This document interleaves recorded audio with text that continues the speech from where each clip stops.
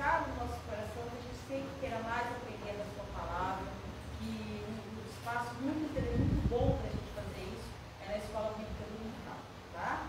Vou começar pedindo para o Lenildo fazer uma oração, tá? De abertura, para a gente começar esse momento.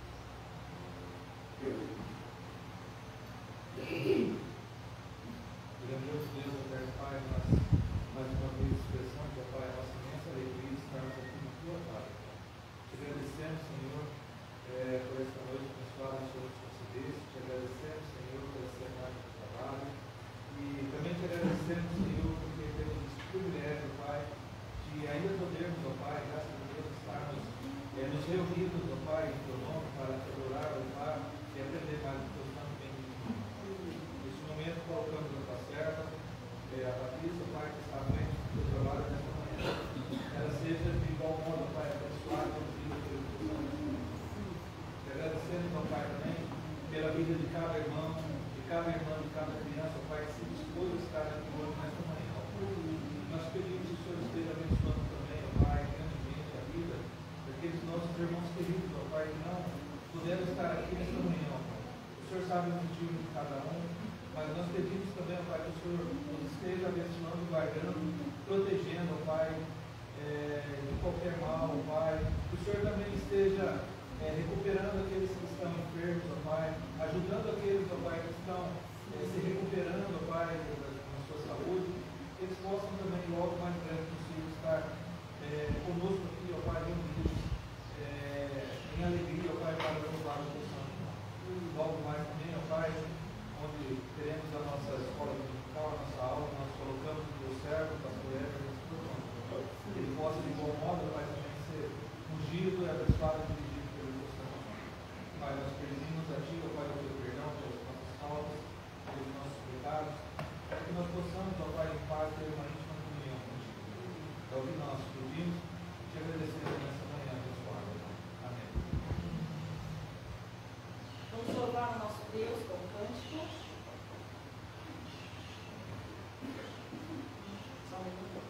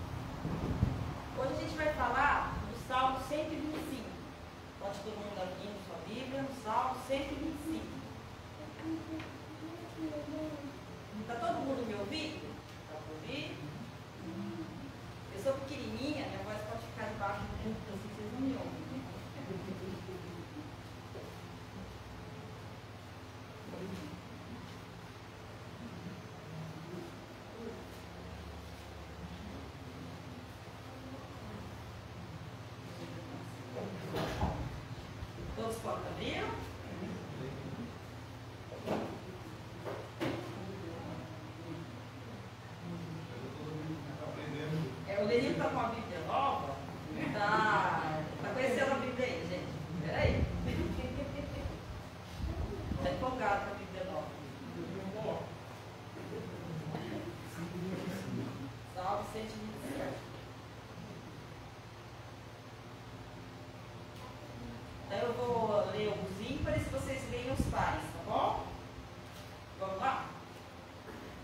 Os que confiam no Senhor são como os montes, como o monte de Sião, que não se abala, firme para sempre.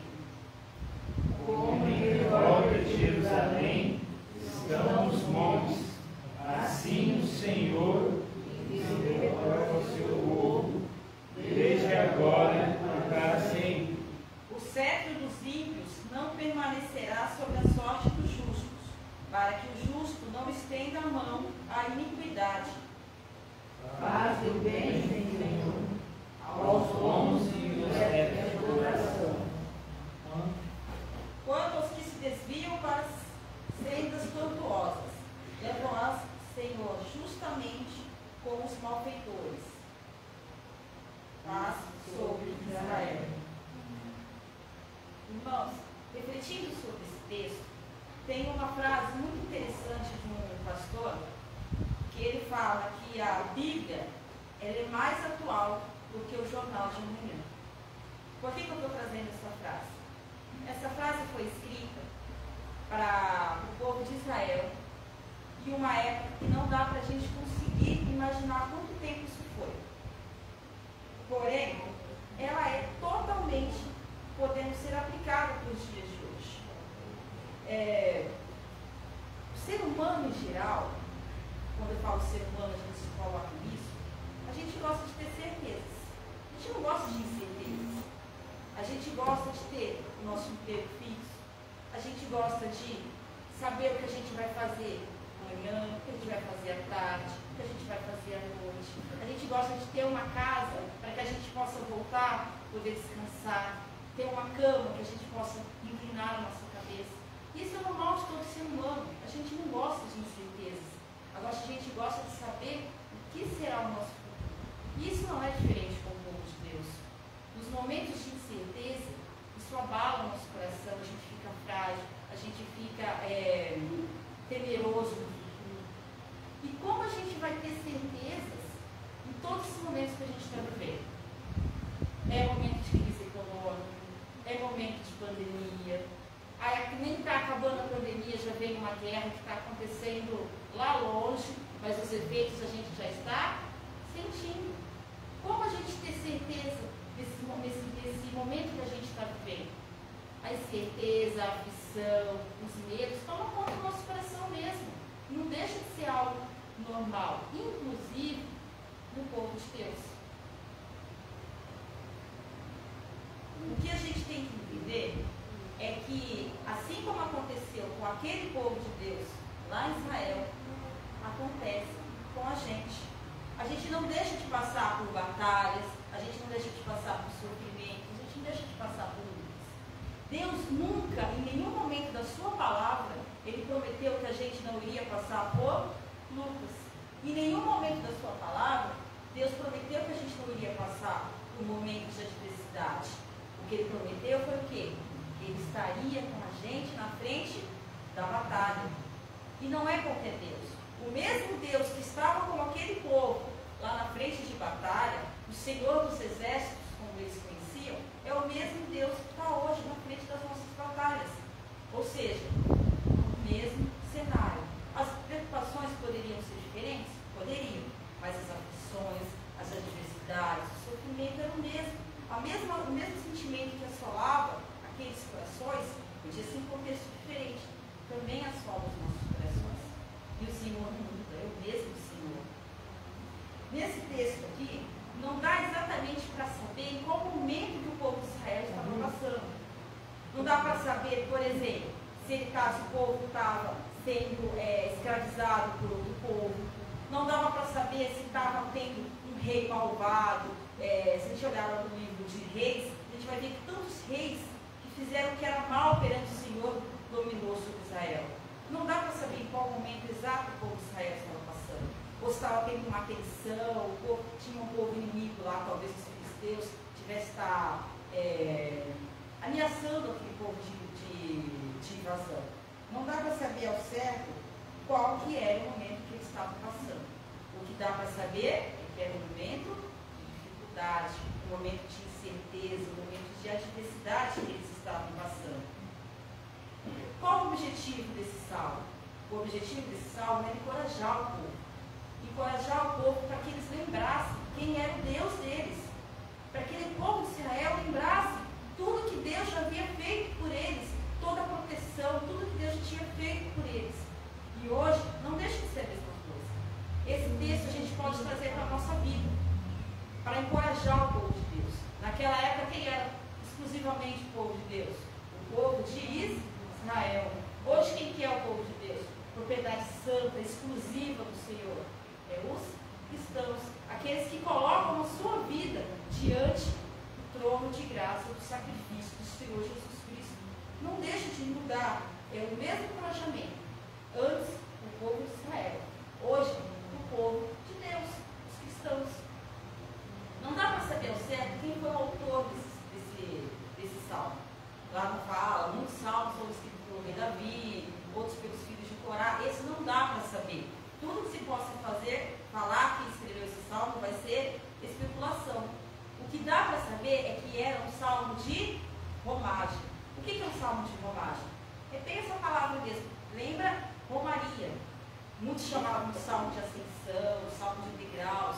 Eram salmos que o povo de Israel ia entoando no caminho até chegar à cidade de Jerusalém, capital de Israel.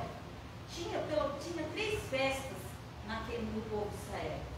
E era obrigação de todo judeu participar de pelo menos uma dessas festas.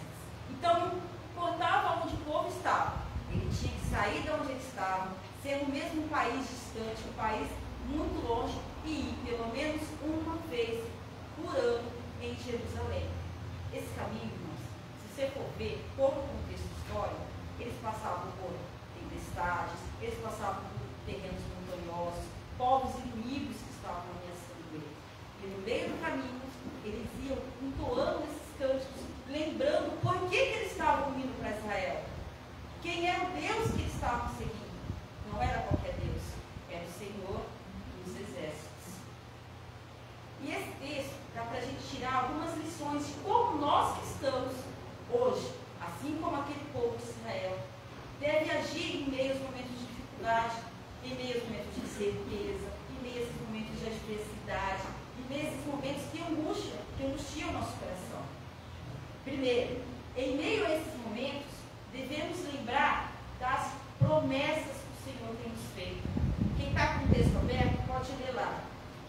Que os que confiam no Senhor são como o monte de Sião, que não se abalam. Nós devemos lembrar que Deus nos promete firmeza.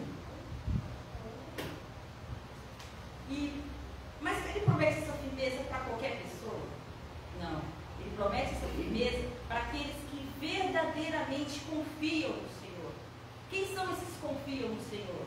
São esses que colocam toda a sua segurança em Deus.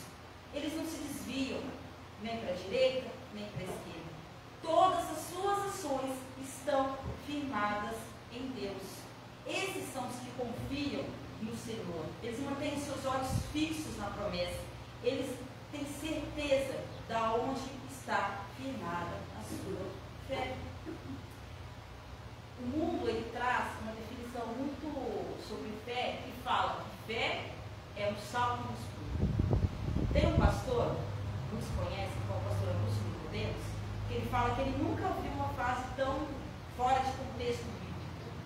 Que a fé não é um salto no escuro. A fé é um salto onde somente você vê o chão. Mesmo quando todo mundo olha para você e fala, você é louca. Você está vendo que lá não tem chão? Você vai cair no abismo? Não. A nossa fé é tão concreta, ela é tão firme, que mesmo que ninguém veja quem irá nos sustentar, mesmo que ninguém vê que lá tem um chão, eu vejo, eu estou vendo. Em Hebreus 11:1, define fé como: a fé é a certeza naquilo que esperamos e a prova do que não vemos. Ou seja, aquilo que não vemos. Porém, se a gente tem uma fé tão firmada, ela se torna tão concreta que a gente pode até pegá-la, a gente pode virar algo material. Não é algo que está distante, ela está próxima a nós. E é para esse crente fiel que tem a sua fé firmada no Senhor, que ele está dando a promessa de firmeza. Essa firmeza, ela não é uma firmeza temporária. Se a gente olhar para os nossos dias, a gente perguntar assim, qual que é o material mais precioso que a gente conhece? O que vai vir na nossa mente? Ouro, ferro, prata, sei lá, chumbo, estanho. Não. Por mais que isso seja duradouro, ele não é para sempre. Vai chegar um tempo, pode ser milhares e milhares e milhares de anos, mas eles vão ser cumpridos. A fé não. A firmeza que Deus nos promete é uma firmeza para sempre. E ele compara essa firmeza com algo muito próximo ao cotidiano do povo judeu, que era o Monte Sião. Ele compara isso ao Monte Sião não só porque o Monte Sião era grande, era imponente. Não. Não é por causa da grandeza do Monte Sião, é por causa da firmeza. Se a gente olhar lá o que aconteceu, aquela fatalidade que aconteceu lá em Teresópolis, teve um desmoronamento de terra? Teve. Infelizmente faleceram muitas pessoas? Faleceram. Mas o monte está. Ele não se mudou de lugar. Ele não deixou de existir porque teve um desmoronamento. Ele pode ter mudanças. Pode cair aqui, uma coisinha aqui, mas ele é firme. É essa firmeza que Deus está nos prometendo. E se a gente prestar atenção no que o salmista está falando aqui, ele não fala que o cristão fiel a Deus, ele tem que ser como o Monte Sião. Não, ele está falando que ele é como o Monte Sião. Ou seja, a nossa firmeza ela não está baseada no que a gente acha, no que nos nossos poderes, ele está baseado no poder de Deus. Se você for um crente fiel, é certeza que você vai ser firme, inabalável, estável, como o Monte Sião. E segundo, sabe por que ele está fazendo alusão ao Monte Sião? Porque no Monte Sião tinha algo sagrado para o povo de Israel, que era o templo. O templo de Deus vivo estava sobre o Monte Sião. E para o israelita, o templo era a presença do próprio Deus no meio do povo. Logo, o crente fiel, ele vai ser firme, ele vai ser inabalável, e a presença de Deus vai estar nele. Por isso que ele compara ao Monte Sião. Nos momentos de adversidade, nós devemos lembrar das promessas de Deus. Que ele nos promete firmeza. E que ele nos promete, lá no versículo 2, que ele Deus promete proteção. Assim como estão os montes à roda de Jerusalém, assim o Senhor está em volta do seu povo, desde agora para sempre. Se nós olharmos no mapa de Jerusalém, a gente vai ver que ele é cercado por montanhas. E isso parece uma fortaleza mesmo. Foi por esse motivo que o rei Davi olhou para aquela cidade e falou: peraí, essa cidade parece uma fortaleza. É aqui que eu vou fazer a capital do meu reino. É aqui que eu vou fazer a capital de Israel, que posteriormente virou a ser a capital de Judá. É essa fortaleza que Deus está nos prometendo, que Ele vai estar ao nosso redor, nos protegendo. No livro de Lucas tem uma comparação muito interessante sobre qual é a proteção de nosso Deus. Ele compara Deus a uma galinha. Não sei quem já morou em sítio, seu Daniel, vai saber disso. A proteção de uma galinha. Quando ela quer proteger os seus filhos, o que ela faz? Coloca todos os seus pintinhos debaixo das suas asas. É essa proteção no livro de Lucas que está falando, que Deus quer colocar os seus debaixo de suas asas, debaixo da sua proteção. E essa proteção não é para que a gente não tenha adversidades, não é que a gente não passe por momentos de dificuldade, porque se eu falar que a gente não vai passar, está indo totalmente contra a Bíblia. Essa proteção aqui é para que a gente não se desvie, é para que a gente não olhe para trás, é para que a gente continue reto, sabendo aonde está a nossa firmeza, aonde está a nossa proteção, quem está indo na frente da nossa batalha. Então a proteção não está ligada a que nada vai nos acontecer, é porque mesmo acontecendo, Ele vai estar nos protegendo, Ele vai estar fortalecendo o nosso coração, o nosso entendimento, as nossas atitudes, para que essa esteja firmada na palavra do Senhor.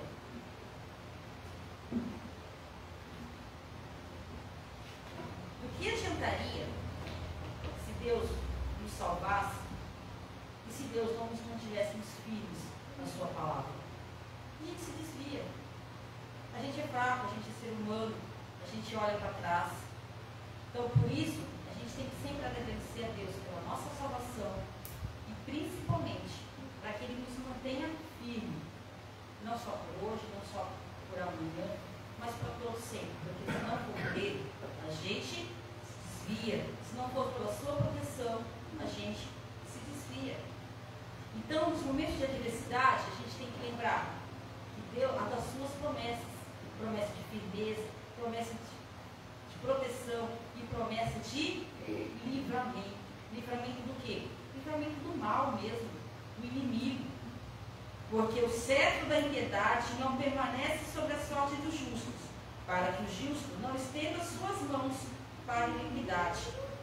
Ele está trazendo aqui uma alusão do que Cristo fala sobre o Pai Nosso. Não nos deixe cair em tentação, mas livra-nos do mal. E esse cetro aqui é aquele cetro que o rei, o bastão que o rei carrega na sua mão. Aquele bastão lá representa todo o poder que ele tem sobre a vida dos seus súditos. Então, provavelmente, o que dá para pensar aqui é que o povo estava vivendo momentos difíceis. Talvez por um rei, por um governador injusto, estava fazendo sim o povo sofrer, que estava assim judiando o povo. Podia ser o rei de Israel, podia ser o rei de outra província, mas que estava machucando, que estava colocando o povo de Deus em sofrimento. E o que ele promete? Que isso não vai durar para sempre, que isso vai passar.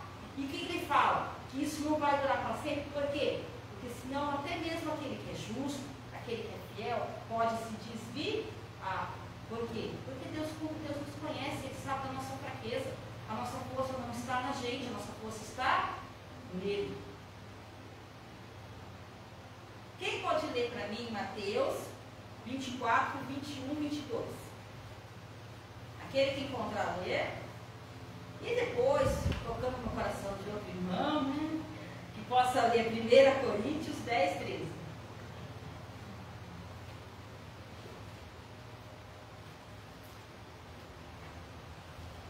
Mateus 24, 21 e 22. Ele que encontrou, pode ler. Haverá grande tribulação, como desde o princípio do mundo até agora não tem havido, nem haverá jamais. 22. Não tivessem aqueles dias sido abreviados, ninguém seria salvo, mas por causa dos escolhidos, tais dias serão abreviados. Então, se alguém nos disser, eis aqui o Cristo, Não, é só essa parte. Né? Só. Então, haverá grande tribulação. Porém, para que a carne não se perda do fiel, Deus não vai fazer essa tribulação dure para sempre. Quem lê 1 Coríntios 10, 13? Não veio sobre vós tentação, senão humana. Mas fiel é Deus, que vos não deixará tentar acima do que podeis. Antes, com a tentação, dará também escape, para que a possais suportar. Exatamente. Olhando para isso, eu não sei vocês, mas vem na minha cabeça a escravidão do povo do Egito. Aquele povo que sofreu aquela escravidão é o mesmo povo de Israel. E como que pode um povo que foi prometido, o povo de Deus, passar por uma escravidão de 400 anos? Deus permitiu sim essa escravidão, mas Ele queria que o povo se voltasse para Ele, que o povo lembrasse de quem era o Deus deles. E no momento que eles fizeram isso, no momento que eles clamaram a Deus, Deus olhou para o seu povo e fez aquele povo ser liberto daquela escravidão. O que a gente tem que lembrar é que Deus não permite a opressão para sempre. E que Deus é Ele que está no controle, não o ímpio. Por mais que a gente esteja passando por um momento de dificuldade, com políticos, com governadores, com presidentes, vamos comentar essa questão de política,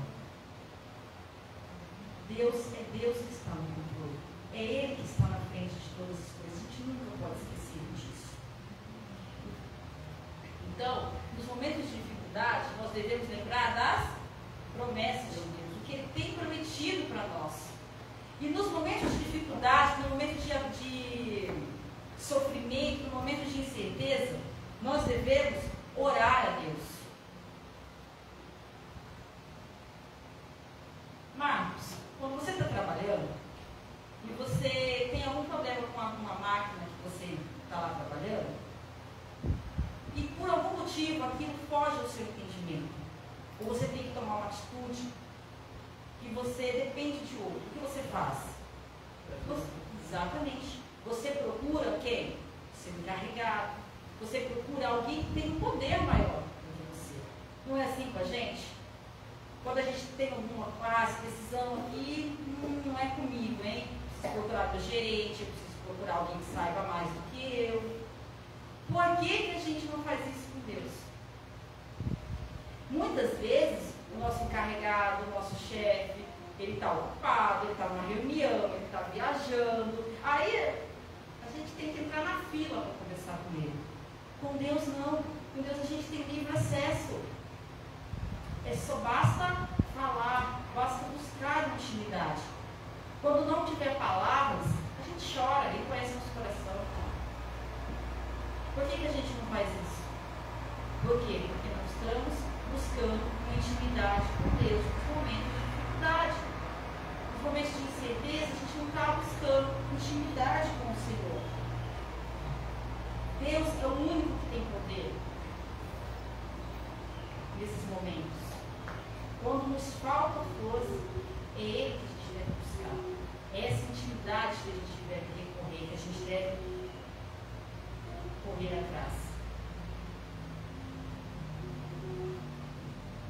O próprio Cristo nos diz que a gente tem que orar, que a gente tem que buscar essa intimidade sem cessar, sem desanimar. Então, em meio às dificuldades, a gente tem que lembrar das promessas do Senhor. A gente tem que buscar orar, ter intimidade com o nosso Deus. E devemos vigiar. Vigiar para quê? Para não caia, para que a gente não se desvie. Quanto aqueles que se desviam para os seus caminhos tortuosos, leva ao Senhor com os seus que praticam a maldade. Paz sobre Israel.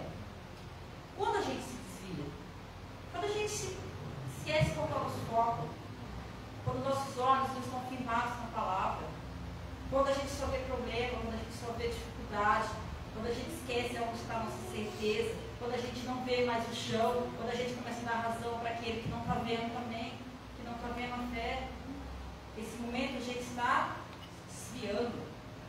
E como Deus vai tratar isso? Não vai ter diferença entre aquele que nunca quis se voltar para a palavra de Deus, daquele que conheceu a palavra de Deus e se desviou. Não haverá diferença no juízo. É isso que o salmista está falando aqui, que Deus vai julgar da mesma forma. A igreja sempre passou por perseguições, sempre passou por sofrimento, sempre passou por angústias. Deus nunca prometeu, como eu falei no início, que seria uma caminhada fácil. O que Ele prometeu é que Ele estaria conosco. O que nós temos que ter certeza é que um dia todo esse sofrimento vai passar. Esse deve ser o nosso maior encorajamento. Saber que tem um Deus que isso tudo um dia vai passar. O crente ele não deve olhar para o futuro, como eu digo, na eternidade, com medo, porque ele tem que ter certeza de qual é a sentença do Senhor. Não por nós, mas pelo sangue derramado dos seus filhos Jesus naquela cruz. Essa deve ser a nossa certeza. E nós? Como que nós estamos agindo em meio aos momentos de dificuldade, em meio aos momentos de sofrimento? E eu me coloco fielmente nessa pergunta. Estamos lembrando de onde está a nossa firmeza, de quem nos fortalece, de quem nos protege? Estamos buscando intimidade com o nosso Deus?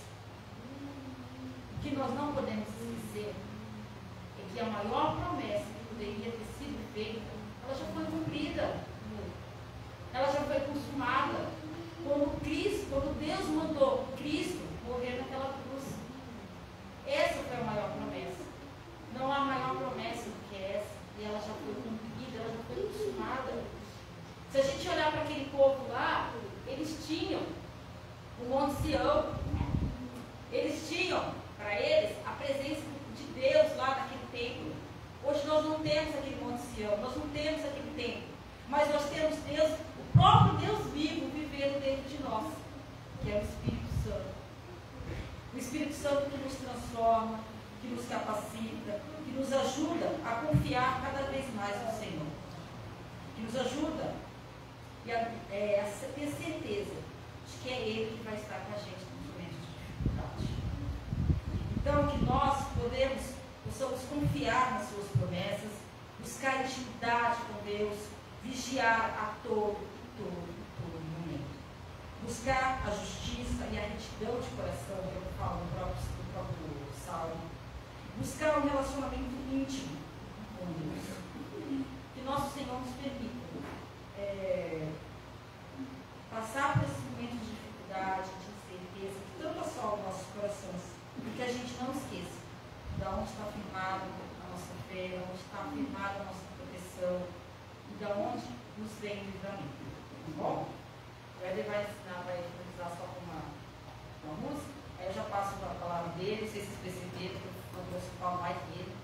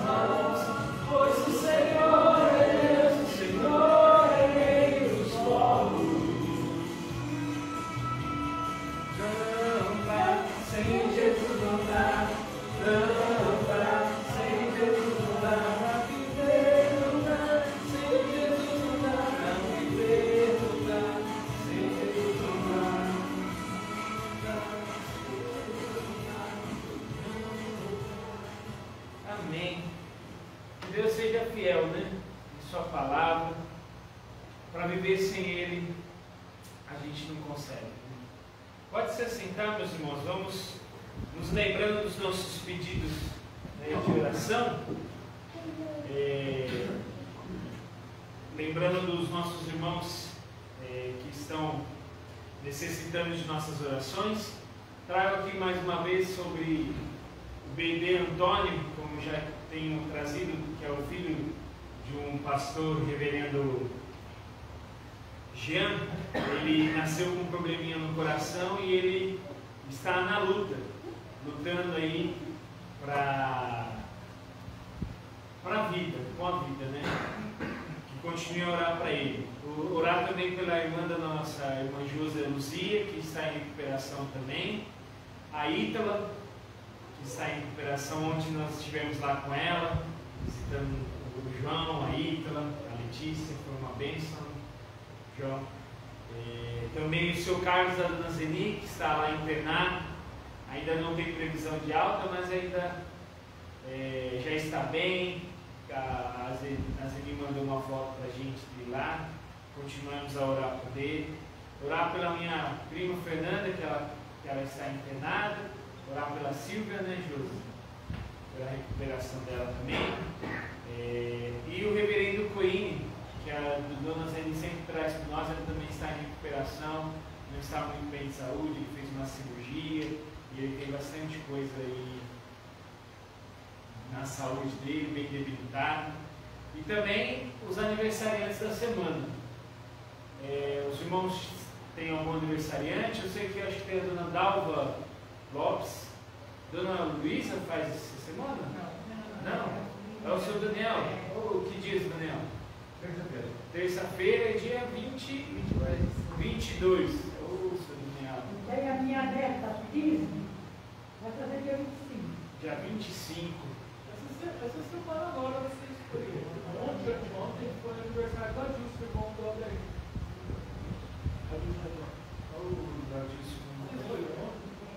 Dia 27. Dia 27? É no domingo. Que bênção. É bom que domingo já é um dia bom para você fazer uma festa, né? Já é um dia gostoso, né? É bom. Que alegria ter a presença de vocês, Dona Luísa, Daniel, Priscila, Patrícia. Agora, a Priscila e a Patrícia eu não esqueço o nome, não. Patrícia não, por causa da Patrícia. E a Priscila, porque é bem próximo, né? Patrícia e Priscila. Que alegria. Também a Larissa, a neta da Dona Luísa, está aqui. E como o seu filhinho? Davi. O Davi, que também já está lá com as crianças. Orar pela mãe da minha nora, que para fazer um procedimento de esôfago. A esposa do Deus que mora lá em mim. Como que é o nome dela? A mãe dela é Dona Maria. Hoje Maria também, Dona Maria. Aí fica fácil, né? Não esquece, né, Dona? E tem a Dona Naí também. Aqui eu falei, a mãe da Dona Cida lá, minha vizinha. E a mãe dela que caiu, talvez precise operar a perna de novo. Já operou essa perna, agora ela caiu, machucou mesmo a perna, disse que ela passou por aí muito, talvez precise operar aqui. Vamos orar, vamos estar orando. Vamos orar por aí também, iniciarmos aí a nossa aula. Querido Deus, obrigado pela tua palavra, que o Senhor continue a nos ajudar a confiarmos no Senhor.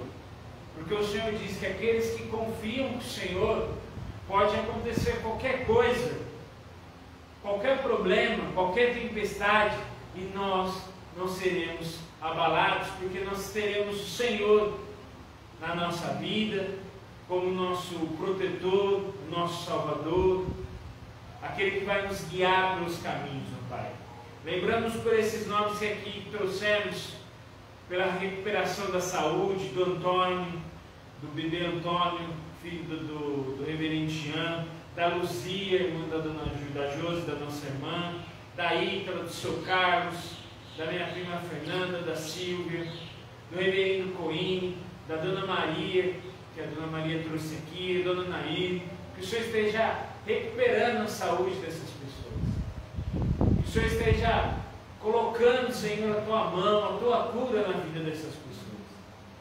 Deus amado, também nos lembramos dos aniversariantes dessa semana, temos o seu Daniel, a Priscila, os outros nomes que aqui trouxemos, que o Senhor esteja derramando as suas bênçãos sobre a vida dessas pessoas, que o Senhor esteja abençoando mais um ano de vida, e sabemos que o Senhor tem cuidado de nós, o Senhor tem derramado a tua paz sobre nós, o teu amor e o teu cuidado, e que o Senhor esteja também nos abençoando agora no momento da escola dominical, abrindo as nossas mentes, o nosso coração, para aprendermos mais de Ti, para que aí fora possamos saber como pregar o Teu Evangelho, como ensinar e como defender aquilo que o Senhor colocou sobre nós, que é a Tua Bíblia, os Seus preceitos, a Tua lei. Obrigado, obrigado por tudo que o Senhor tem feito por nós. É isso que nós oramos, em nome do Teu Filho amado, Jesus Cristo. Amém. Amém. Que alegria, gente, a gente vê a igreja cheia aqui. Já temos 20 pessoas, mais 22 pessoas. Gente, é resposta de oração. Louvo a Deus pela sua vida. A Dona Luzia, hoje a Dona Luzia já está tranquila. A gente conseguiu a cadeirinha dela, olha, que alegria, né? Que bênção. E obrigado pela sua presença. E vamos orar para que Deus esteja, como eu disse, eu quero que no fim do ano a gente tenha dor de cabeça para a gente saber o que a gente vai fazer com esses bancos cheios. E louvo a Deus pela sua vida, que você venha aqui com a gente para a gente aprender um pouco mais. E a gente está aprendendo sobre os fundamentos do cristianismo. Vou fazer uma recapitulação básica. Deixa eu te deixar aqui, Larissa, óbvio para vocês aqui, né? Já divide. Se eu botar eu já tinha entregue, né? Sim. Aí a gente está aprendendo sobre os fundamentos do cristianismo. E aí a gente está falando sobre a confissão de fé de Westminster, que a confissão de fé, ela é o documento ao qual a gente fundamenta a nossa doutrina. Logicamente, a nossa doutrina, a gente tem que crer nas Escrituras. É ela que é nosso guia, nosso manual de fé e prática. Mas a confissão de fé, ela nos ajuda a entender um pouco mais as Escrituras. E é por isso que a gente está estudando ela, para que a gente possa aí entender e aí sim pregar de maneira correta o Evangelho aí para as pessoas aí fora. E aí a gente já aprendeu o que seria a confissão de fé. A confissão é quando a gente confessa aquilo que a gente acredita. A gente vai confessar aquilo que a gente crê. E a confissão de fé de Westminster foi um documento onde alguns irmãos lá na Inglaterra, no século XVII, irmãos presbiterianos, batistas, reformados, calvinistas, a igreja anglicana, eles se reuniram para escreverem um documento onde eles iriam testificar aquilo que eles criam, para que todo mundo junto pudessem crer na mesma coisa, né? Saber aquilo que eles vão crer. E a confissão de Westminster foi criada ali, como eu já disse, é numa região lá da Inglaterra. Foi naquela igreja onde há os casamentos, né, dos príncipes lá em Westminster, na Inglaterra, e aí eles escreveram essa confissão que a gente segue, como igreja presbiteriana, a gente segue essa confissão de fé como a nossa doutrina da igreja. E aí a gente já ficou aí alguns domingos no primeiro capítulo, e aprendemos que o primeiro capítulo fala das Sagradas Escrituras, onde a gente aprendeu a importância da Escritura, que a confissão de fé, ela é firmada nas Escrituras. Por isso que o primeiro capítulo fala das Escrituras, porque a Escritura é aonde a gente tem que fundamentar a nossa fé. E aí a gente aprendeu que ela é a revelação de Deus para nós. Hoje Deus fala com a gente através das Escrituras. Deus falava lá com os profetas em sonhos, ao vivo, né, na voz mesmo, os profetas ouviam. Hoje a gente ouve Deus através das Escrituras. Aí alguns teólogos falam: se você quer ouvir Deus falar com você, leia as Escrituras em voz alta, que aí você vai estar ouvindo aquilo que Deus quer falar ao seu coração. E as Escrituras têm todas as respostas para os nossos questionamentos, independente de época. Ela não é um livro fora do seu contexto, como muitos dizem. Não é um livro retrógrado, não é um livro que a gente não deve dar atenção, pelo contrário, ele é o nosso manual. E aí a gente foi aprendendo um pouco mais sobre isso. E aí a gente aprendeu também sobre os livros, a gente falou um pouco da cronologia. Eu mandei esses slides lá no grupo da igreja hoje. Então o João já tinha pedido para mim, já faz uns 3 domingos, eu nunca tinha me lembrado. E aí hoje, a hora que eu estava revisando, eu já mandei, e a gente tem lá uma imagem. A gente tem uma imagem que fala da cronologia de cada livro, e a gente explicou que a Bíblia são vários livros juntados, né? O Pentateuco, que são os 5 primeiros livros, Gênesis, Êxodo, Levítico, Números, Deuteronômio, que são os livros de Moisés. E aí vem os livros históricos, eles têm uma cronologia entre eles. Aí depois vem os poéticos de sabedoria, que é Jó, Salmos, Provérbios, Eclesiastes, que é um outro livro que tem uma cronologia. Aí temos os profetas maiores e os profetas menores. Por que são profetas maiores e menores? Por causa do tamanho dos livros, né? Da quantidade de páginas. Os maiores são os livros maiores e os menores são os livros menores. E a mesma coisa nos evangelhos, no Novo Testamento. Os evangelhos relatam, né, o tempo que Cristo esteve aqui, né, cada um na sua visão. E aí temos as cartas paulinas, as cartas que Paulo escreveu às igrejas, as cartas gerais, que são de Tiago, carta de Pedro, de João, e o livro profético, que é o Apocalipse. E como eu disse, aqui tem uma imagem das possíveis datas em que eles foram escritos, para que a gente tenha esse conhecimento, né, um pouquinho. E aí a gente já partiu para o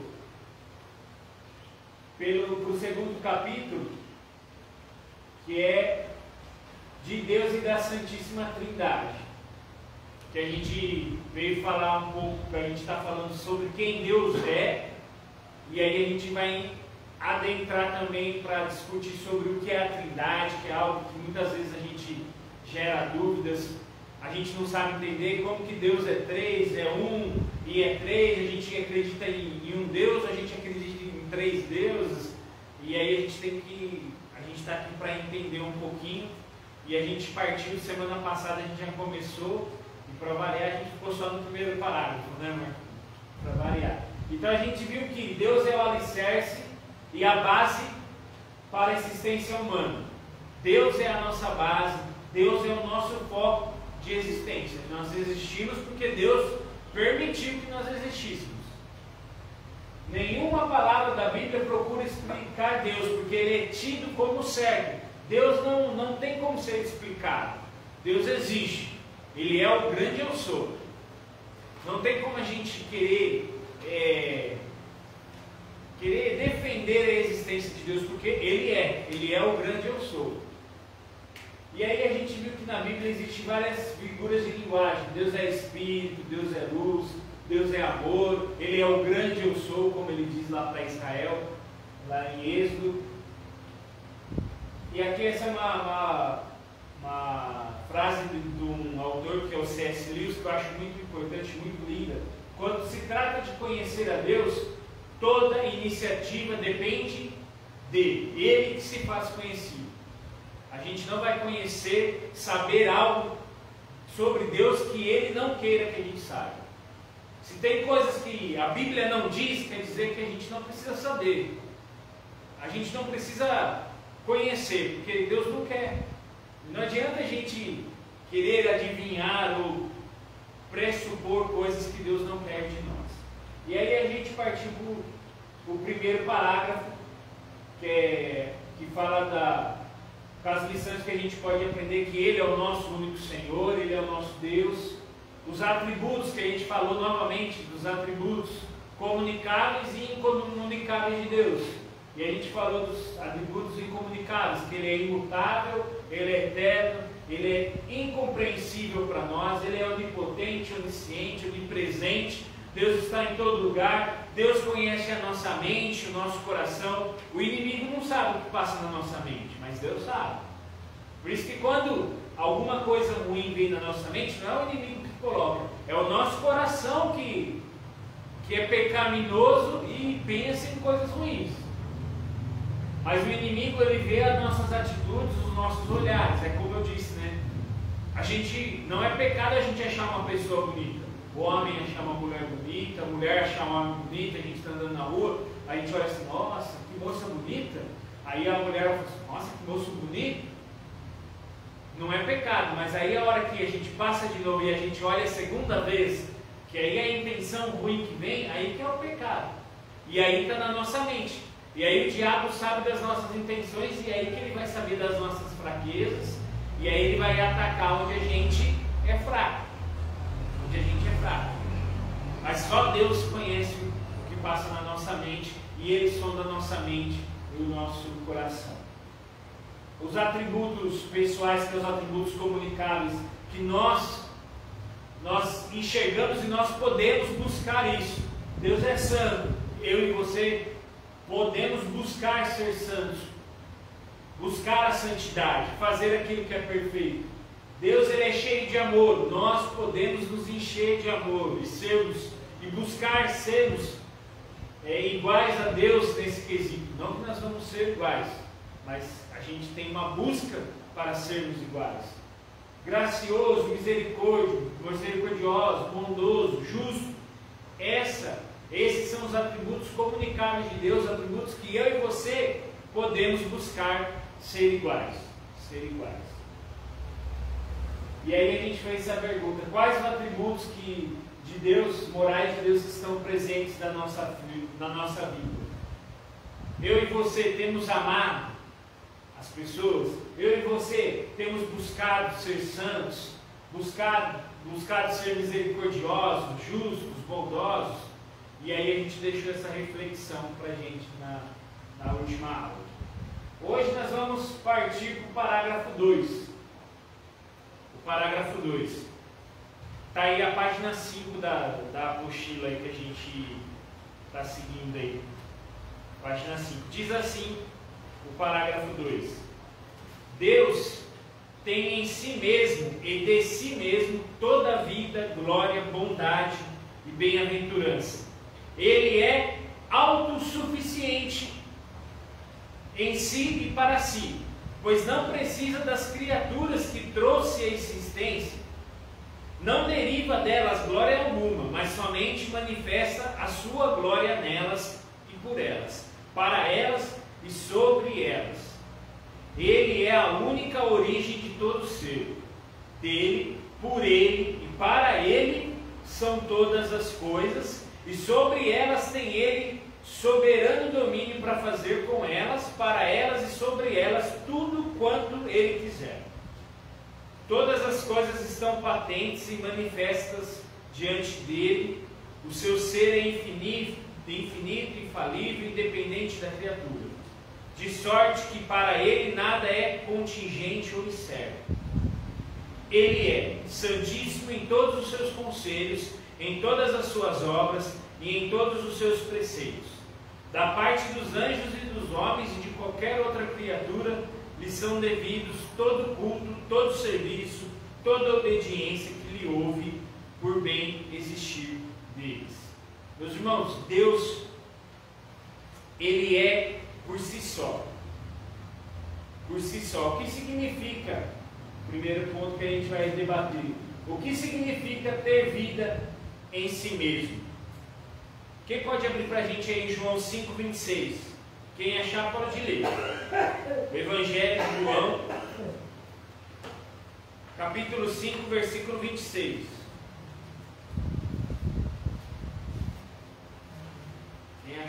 Quem achar pode ler.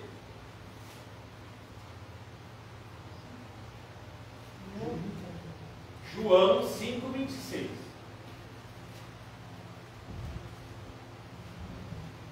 Porque assim como o Pai tem vida em si mesmo, também concedeu ao Filho ter vida em si mesmo. Ter vida em si mesmo aqui significa que Deus, ele é autossuficiente. Deus não precisa de mim ou de você para ser Deus. Deus, ele é autossuficiente. Ele é independente, ele não foi criado. Deus não foi criado, ele é suficiente.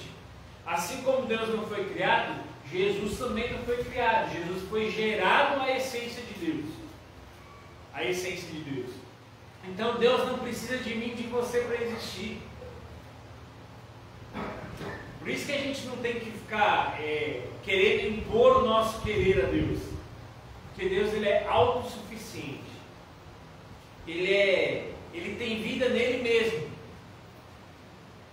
Quando o mundo iniciou, como a gente vê lá em Gênesis, no princípio criou Deus os céus e a terra. A terra era sem forma e vazia. Havia trevas sobre o abismo e o Espírito de Deus pairava sobre as águas. Deus já existia desde o início de tudo, porque Ele é autoexistente, autossuficiente. Ah, mas como que isso deu? Como que Deus surgiu? Meus irmãos, como eu disse, tem coisas que a gente não precisa saber, que Deus não quis revelar a nós.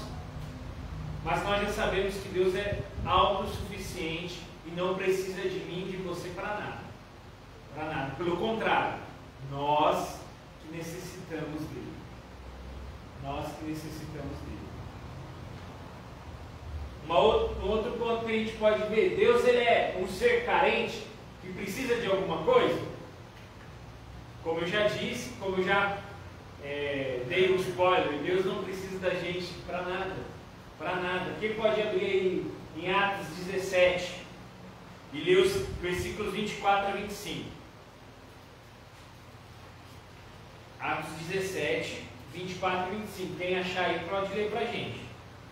Não se acanhe, gente. Vamos participar. Se você tiver alguma dúvida, também pergunte. Atos 17, de 24 a 25. O Deus que fez o mundo e tudo que nele há, sendo o Senhor do céu e da terra, não habita em templos feitos por mãos de homens, nem tampouco é servido por mãos de homens, como que necessitando de alguma coisa, pois Ele mesmo é quem dá a todos a vida, a respiração e todas as coisas. Deus carece de alguma coisa da gente?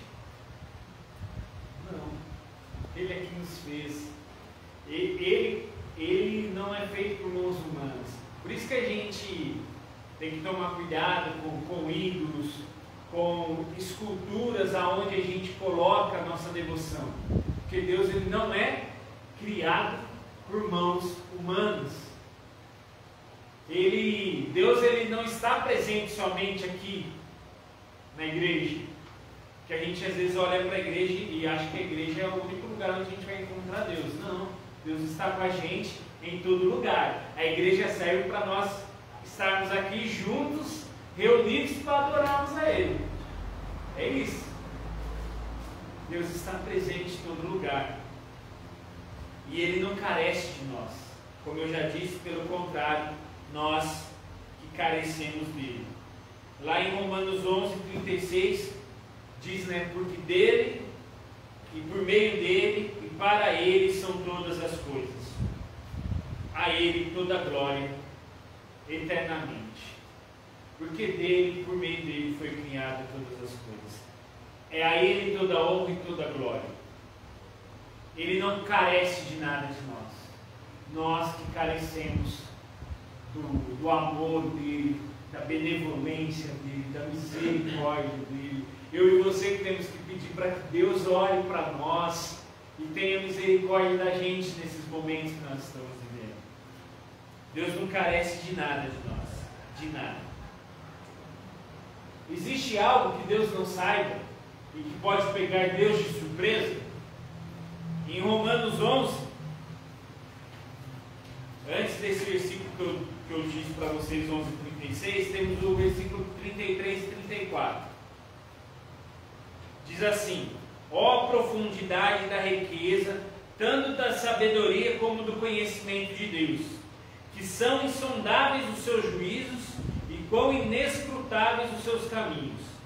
Quem, pois, conheceu a mente do Senhor? Ou quem foi o seu conselheiro? Ou quem primeiro deu a ele o que lhe venha a ser restituído? Os irmãos, Deus, ele sabe de tudo, de todas as coisas. O conhecimento de Deus, ele é infinito. Os olhos de Deus estão em todo lugar, em todo lugar. Diz lá em Provérbios 15:3. Deus, ele não é pego de surpresa. Deus, ele permite que as coisas aconteçam na nossa vida para que eu e você possamos olhar para Ele, reconhecer quem Ele é,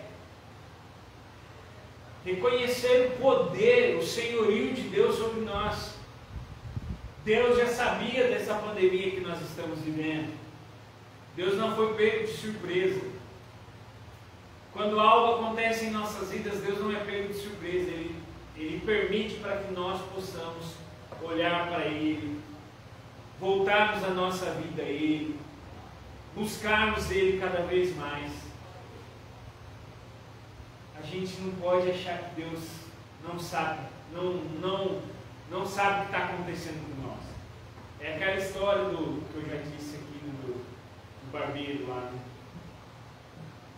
Deus conhece tudo. Deus é grandioso. É a gente que precisa dele. E as coisas acontecem porque eu e você nos afastamos dele.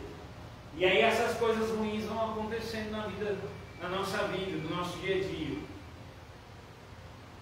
Mas Deus está preparado. Ele permitiu que essas coisas aconteçam.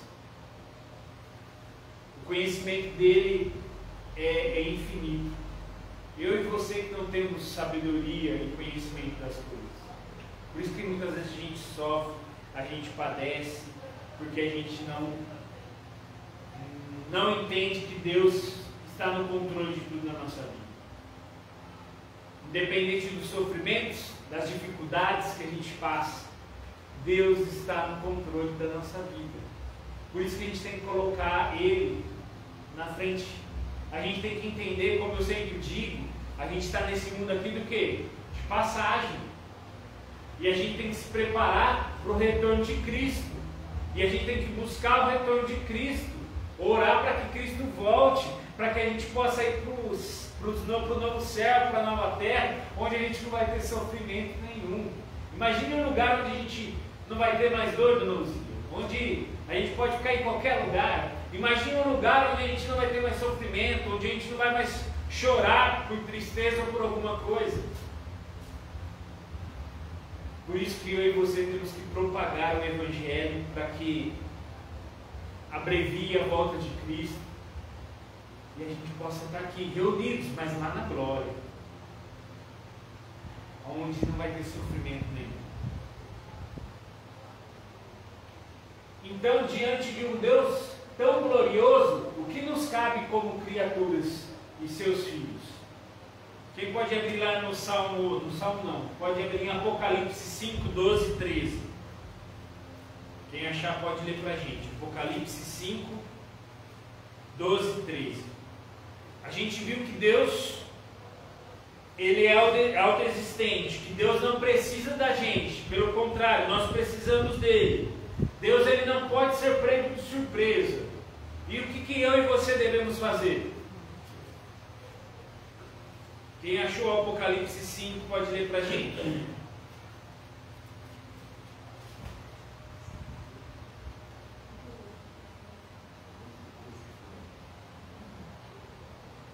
E com grande voz diziam: digno é o Cordeiro que foi morto, de receber o poder e riquezas, e sabedoria, e força, e honra, e glória, e as ações de graça. E ouviu a toda criatura que está no céu e na terra, e debaixo da terra, e que está no mar, e a todas as coisas que neles há, dizer: ao que está sentado sobre o trono e ao Cordeiro sejam dadas as ações de graças, e honra, e glória, e poder para todos os sempre. Amém. Obrigado, Sr. Daniel. A Ele seja o que? A honra, a glória e o louvor para todos sempre. E o que cabe então a nós? Adorar a Deus e proclamar a Deus, proclamar o Cordeiro, proclamar a Cristo, aquele que morreu no seu lugar. Quem que é o Cordeiro que foi morto? O Cordeiro que não pecou, que foi puro, que foi perfeito. que se fez pecado em nosso lugar. E é Ele que eu e você devemos proclamar e adorar. O nosso papel diante de Deus, desse Deus tão glorioso, é proclamá-lo, é glorificá-lo, é adorá-lo com a nossa vida, com o nosso dia a dia, é adorar e proclamar a Deus no nosso trabalho. É no nosso dia a dia a gente mostrar com a nossa vida que nós somos servos de Deus. É não desejar o mal do outro, é tratar as pessoas com amor e com cuidado. É levar o amor de Deus dia a dia. É não desejar o mal àqueles que nos desejam mal. Aqueles que fazem mal para a gente tem que o quê? Retribuir com o bem. Com o bem. Assim a gente vai estar adorando e proclamando esse Deus, que é um Deus tão glorioso. Tão glorioso. Eu vou começar o parágrafo 3, mas eu creio que a gente não vai terminar, mas eu quero começar. Parágrafo 3, lá aí na nossa apostila, diz assim: na unidade da divindade há 3 pessoas de uma mesma substância, poder e eternidade. Deus o Pai, Deus o Filho e Deus o Espírito. O Pai não é de ninguém, não é gerado nem procedente. O Filho é eternamente gerado do Pai. O Espírito Santo é eternamente procedente do Pai e do Filho. Então, nos 2 primeiros parágrafos, nós aprendemos quem Deus é. E agora a gente aprende sobre a Trindade. Muito embora a palavra Trindade não aparece nas Escrituras, nós não vemos essa palavra Trindade nas Escrituras, mas o conceito, ele é claramente evidenciado, porque a gente vê Deus, Cristo falando que Deus o Pai. Aí nós vemos lá quando a gente vai ir por todo mundo, pregar o Evangelho, batizando em nome do Pai, do Filho e do Espírito Santo. Nós já vemos aí a Trindade sendo pregada no Evangelho. Mesmo a palavra Trindade sendo somente aparecendo aí durante quando a teologia foi surgindo, né, durante o tempo, né, durante os estudos teológicos, e aí foram definindo essa palavra Trindade para que a gente entenda o que é a Trindade. As Escrituras, ela fala com clareza que existe um Deus, mas que se refere em 3 pessoas: o Pai, o Filho e o Espírito Santo. Aí existem algumas bases bíblicas, né, que nem a gente vê lá em Gênesis, como no versículo que eu disse, né, que Deus criou os céus e a terra, mas antes o Espírito de Deus pairava sobre as águas. Então aqui a gente já vê Deus e o Espírito de Deus. E lá no capítulo 1, no versículo 26, quando Deus foi criar o homem, o que Deus fala? Também disse Deus: façamos o homem a nossa imagem e semelhança. Façamos a nossa imagem e semelhança. Então a gente vê que Deus, ele não estava só. Nós já vemos aqui algo que fala que Deus não estava sozinho. Estavam aqui quem?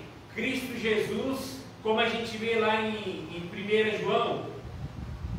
O Verbo estava com Deus. O Verbo era Deus desde o princípio.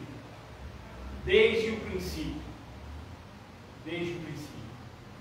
Jesus Cristo, ele não foi criado por Deus, ele é gerado por Deus desde o princípio. Eles são a mesma essência.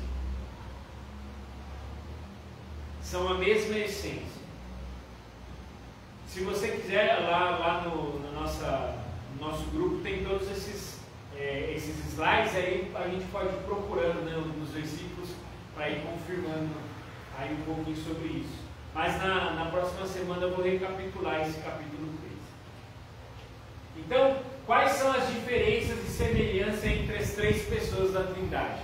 Aí tem uma imagenzinha aqui, que a gente vai buscar entender. Então, a Trindade, o Pai, o Filho e o Espírito Santo. Então, Deus ele é o Pai, Deus é o Filho e Deus é o Espírito Santo. Mas o Pai não é Deus, o Filho não é o Espírito Santo. Porque a gente tem que ver a pessoalidade de cada um. Deus, como a gente viu, ele é autossuficiente, ele é o nosso Senhor, nosso Criador. Jesus Cristo, ele é o Redentor. Jesus tem a sua pessoalidade. A mesma coisa o Espírito Santo, ele tem a sua pessoalidade. O Espírito Santo, ele sofre, tem aquele texto, né, até com gemidos inexprimíveis. Cada um tem a sua unidade. Ao mesmo tempo que eles são um, cada um tem a sua personalidade. Não tem muitas coisas que a gente pode buscar assim, compreender tão certamente a Trindade, né? Mas a gente pode crer, uns pontos que a gente pode defender, o que não é a Trindade. O que a gente pode entender sobre heresia sobre a Trindade. Aí tem algumas coisas que com o tempo foram colocadas aí na teologia, que o Pai, o Filho e o Espírito Santo são 3 modos de Deus. Não são 3 modos de Deus.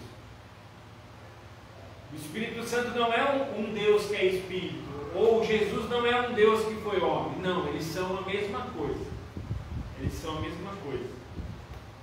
E aí, como tem no início, né, da era cristã, tem uma heresia que chama ariana, que falava que Cristo foi criado por Deus. Não, Cristo não é criado, ele é gerado.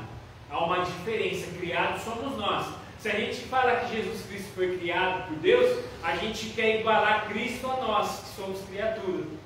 Jesus Cristo não é criatura de Deus. Ele é Deus, é a essência de Deus. E também existe um ponto que chama, uma heresia que chama triteísmo, onde fala que são 3 deuses em um. Não, é um Deus só, mas que existe 3 essências. Uma única coisa que eu acho que se assemelha, que um teólogo, um pregador, um puritano, John Wesley, que foi criador da igreja metodista, ele compara a Trindade à vela, a uma vela acesa. Porque a vela acesa, ela nos dá, a gente enxerga a gente tem 3 coisas com a vela acesa, né? A gente tem a chama, a gente tem o calor e a luminosidade. É tudo da chama, que seria Deus, o calor, que seria Cristo, e a luz, que seria o Espírito Santo. Eu acho que é a única coisa que a gente pode tentar entender, que pode nos dar uma compreensão do que é a Trindade. Aí tem aquela, que também, que é umas coisas que eu ouvia quando criança, que a gente pode mostrar que a Trindade é que nem a água, né? Que nem a água líquida, a água sólida, que é o gelo, e o vapor. Não, porque não são a mesma essência, são coisas diferentes. Mas a luz, a chama, o calor e a luz são todas procedentes. Então todas acontecendo ao mesmo tempo. Que nem a água, quando é gelo, mas a gente não tem mais ela líquida. O vapor, a gente não tem mais a água. Então não é a mesma coisa. É um pouquinho difícil de entender. É algo muito complicado um pouco da gente entender. Mas a gente tem que entender que a Trindade quer mostrar que Deus, ele pode ter a essência no Filho, que é Jesus Cristo, que se humilhou e se fez homem para nos ensinar como nós devemos viver, e mesmo sendo homem, ele era Deus. Jesus, ele era 100% Deus e 100% homem. E o Espírito Santo é procedente dele, porque agora nós não temos mais Jesus Cristo entre nós. Nós temos quem? O Espírito Santo, o Consolador, que vive em nosso coração, que nos ajuda a nos fortalecer, a nos guiar e a entendermos quem Deus é. Quem Deus é. E aí eu vou parar por aqui, e aí semana que vem eu volto aqui nesse ponto para que a gente tenha essa discussão um pouquinho mais, entender um pouquinho mais. Se você tem dúvida, pergunte, gente, não fique com as dúvidas. Não fique com dúvida. Porque a gente está aqui para aprender junto, para crescer junto.